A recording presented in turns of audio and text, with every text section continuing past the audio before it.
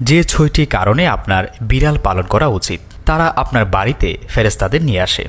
নবী মুহাম্মদ সাল্লাল্লাহু সাল্লামের অনেক বিড়াল ছিল। তারা সুন্নত নিয়ে আসে। তাদের লালা বিশুদ্ধ। তারা নিজেদের পরিষ্কার করে। তারা খুব শান্ত একটি প্রাণী। ইসলামে বিড়াল সম্পর্কে কিছু গুরুত্বপূর্ণ তথ্য রয়েছে। প্রিয় দর্শক, আমাদের নবী মুহাম্মদ মুস্তাফা সাল্লাল্লাহু সাল্লাম বিড়াল খুব পছন্দ করতেন। বিড়াল পরিষ্কার এবং খাঁটি একটি প্রাণী।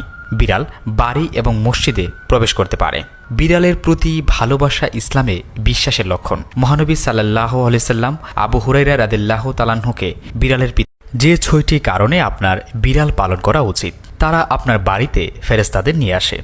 নবী মুহাম্মদ সাল্লাল্লাহু সাল্লামের অনেক বিড়াল ছিল। তারা সুন্নত নিয়ে আসে। তাদের লালা বিশুদ্ধ। তারা নিজেদের পরিষ্কার করে। তারা খুব শান্ত একটি প্রাণী। ইসলামে বিড়াল সম্পর্কে কিছু গুরুত্বপূর্ণ তথ্য রয়েছে। প্রিয় দর্শক, আমাদের নবী মুহাম্মদ মুস্তাফা সাল্লাল্লাহু সাল্লাম বিড়াল খুব পছন্দ করতেন। বিড়াল পরিষ্কার এবং খাঁটি একটি প্রাণী।